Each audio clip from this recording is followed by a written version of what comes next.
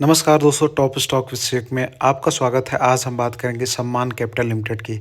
दोस्तों, वीडियो चालू होने से पहले एक छोटी सी रिक्वेस्ट है। अगर आप इस चैनल पर नए हैं तो प्लीज़ चैनल को सब्सक्राइब करें, साथ ही साथ वीडियो को अंत तक देखें। बिकॉज मेरे द्वारा बताई गई कोई भी जानकारी अगर आप अंत तक देखते नहीं हैं तो अधूरी रह जाती है और आप चीज़ों को समझ नहीं पाते। चलिए दोस्तों, हम कंपनी के बिजनेस के बारे में बात करें तो India bull housing finance limited incorporated in 2005 is registered with a regulated by National Housing Bank and is engaged in the business to provide home loans and loan against property. तो जो company का जो main business है वो home loan provide करती है और आपके प्रॉपर्टी के अगेंस्ट जो है लोन प्रोवाइड करती है। It also provides corporate mortgage loan, lease rental discounting and residential construction finance. तो इस तरह से देखते हैं दोस्तों, तो कंपनी का जो बिजनेस है वो लोन प्रोवाइडर का हो, चाहे वो किसी भी सेगमेंट की बात कर लिया। अगर अगर मार्केट कैपिटलाइजेशन की बात कर ले तो 11,799 करोड़ कंपनी का जो है मार्केट कैपिटलाइजेशन है। करंट प्राइस 159 है।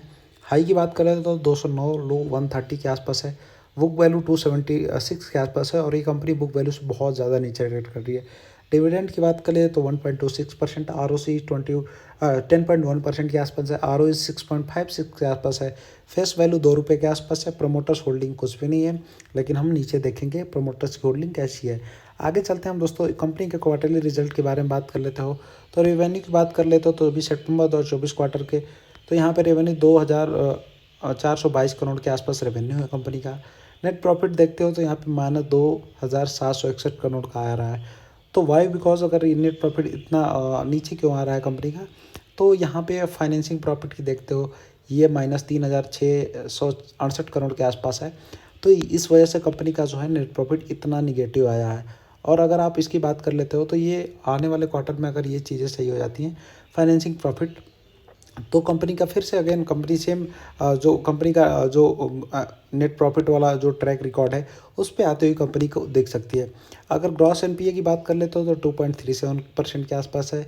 ये कंपनी ने रिड्यूस किया है। नेट एनपीए भी कंपनी ने रिड्यूस किया है। तो किसी भी कंपनी में ग्रॉस एनपीए आज को भी कोई भी कंपनी ऐसी है जो बैंक से रिलेटेड है, चाहे बैंकिंग की हो चाहे एनबीएफसी की हो, तो उसमें अगर ग्रॉस एनपीए और नेट एनपीए बहुत इंपॉर्टेंट फैक्टर होते हैं। अगर ये कंपनी रिड्यूस कर रही है मतलब कंपनी खुद को बेहतर करती जा रही है। आगे चलते हैं हम दोस्तों पी एंड एल स्टेटमेंट में। तो यहाँ पर रेवेन्यू देखोगे तो हाईएस्ट एवर कंपनी का रेवेन्यू अगर मार्च 2021 से अगर देखते हो तो यहाँ पे 8,976 करोड़ के आसपास कंपनी का रेवेन्यू है। नेट प्रॉफिट यहाँ पे डिक्लाइन होता हुआ दिखेगा बिकॉज फाइनेंसिंग प्रॉफिट यहाँ पे अगर देखोगे तो यहाँ पे -2,487 करोड़ के आसपास, तो उसीलिए यहाँ पे नेट प्रॉफिट भी डिक्रीज होता हुआ दिख रहा है।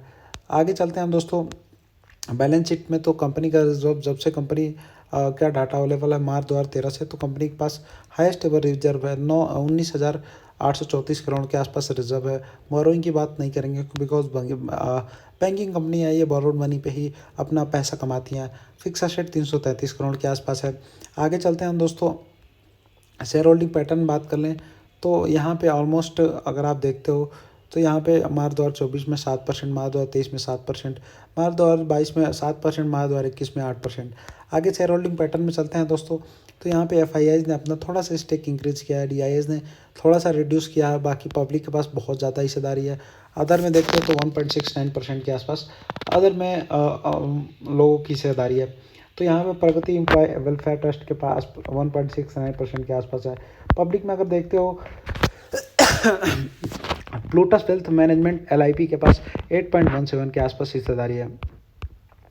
तो इस तरह से अगर आप 8, 9, 10 प्लस जो प्रमोटर्स एफआईआईज और डीआईज 10, 30, 60 ऑलमोस्ट 37% के आसपास जो है total number of promoters FIIs, DIIs और प्रमोटर्स, वैसे तो इसमें प्रमोटर्स है नहीं, एफआईआईज, डीआईआईज और पब्लिक में जिसकी 1% की हिस्सेदारी है, तो ऑलमोस्ट 37% के आसपास यहाँ पे प्रोमोटर्स की हिस्सेदारी है। और उसके बाद अगर बात कर लोगे तो 63% के आसपास यहाँ पे पब्लिक की हिस्सेदारी है। तो दैट्स वाई एक पब्लिक के पास ज़्यादा हिस्सेदारी होने से क्या फ़र्क पड़ता है, अगर स्टॉक ऊपर भाग रहा है तो लोग यही सोच के बैठते हैं कि बहुत ऊपर जाएगा, तो उस केस में कोई दिक्कत नहीं है, तो वहाँ पब्लिक भी आराम से बैठी रहेगी। जैसे स्टॉक प्राइस में कुछ भी निगेटिव, उसका कुछ भी एक सिंगल चीज़ भी निगेटिव आता है, भले वो फाइनेंसिंग प्रॉफिट की बात मैं कर रहा हूँ, लेकिन कुछ भी एक न्यूज़ भी आ जाता है, भले वो किसी का ओपिनियन हो, तो वो स्टॉक प्राइस इतना जल्दी टूटता है। इसीलिए कभी भी पब्लिक की जहाँ होल्डिंग होती है लोग वहाँ इन्वेस्ट करने से कतराते हैं, यही एक मेन रीज़न है। आगे चलिए दोस्तों, हम कंपनी के टेक्निकल चार्ट पैटर्न पर चलते हैं और यहाँ पे देखेंगे कंपनी यहाँ पे एक आपको शानदार कप विथ हैंडल पैटर्न बनाते हुए नजर आएगी। और अगर आप देखते हो तो ये कंपनी का कप है और यहाँ पे ऑलमोस्ट एक हैंडल बनाई, फिर कंपनी ने ब्रेकआउट भी दे दिया, लेकिन सेम नेक्स्ट डे से कंपनी जो है डाउनफॉल स्टार्ट हुआ और कंपनी ऑलमोस्ट, अगर यहाँ पे देखोगे तो कंपनी ऑलमोस्ट 158 के आसपास ट्रेड करती हुई अभी दिख रही है। तो कंपनी का जो नेक्स्ट टारगेट है वो कहाँ निकल के आता है दोस्तों, अगर इसके चार्ट पैटर्न के हिसाब से देखा जाए तो अगर आप यहाँ देखते हो तो टॉप से कंपनी जो, अगर टॉप क्या कहोगे, ये जो मेजर ऊपर का रेजिस्टेंस वाला एरिया, वहाँ से कंपनी कितना डाउन है, तो वहाँ से देखते हो तो 60% के आसपास कंपनी डाउन है।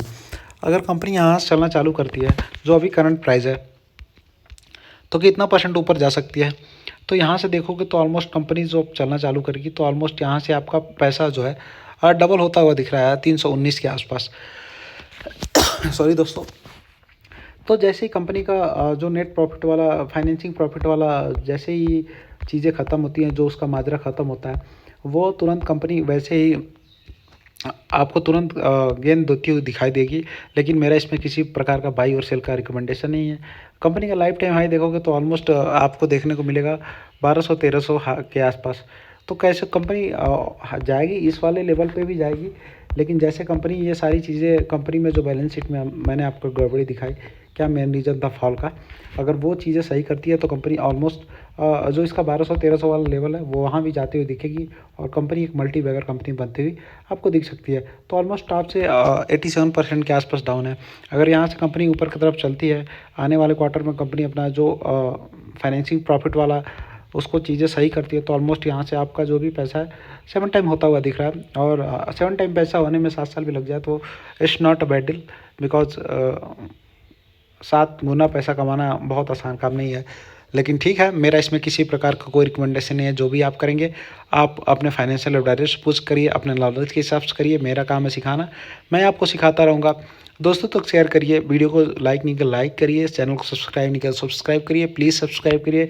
मिलते हैं नेक्स्ट वीडियो में दोस्तों, आज के लिए बस इतना ही। थैंक यू, जय हिंद, जय भारत।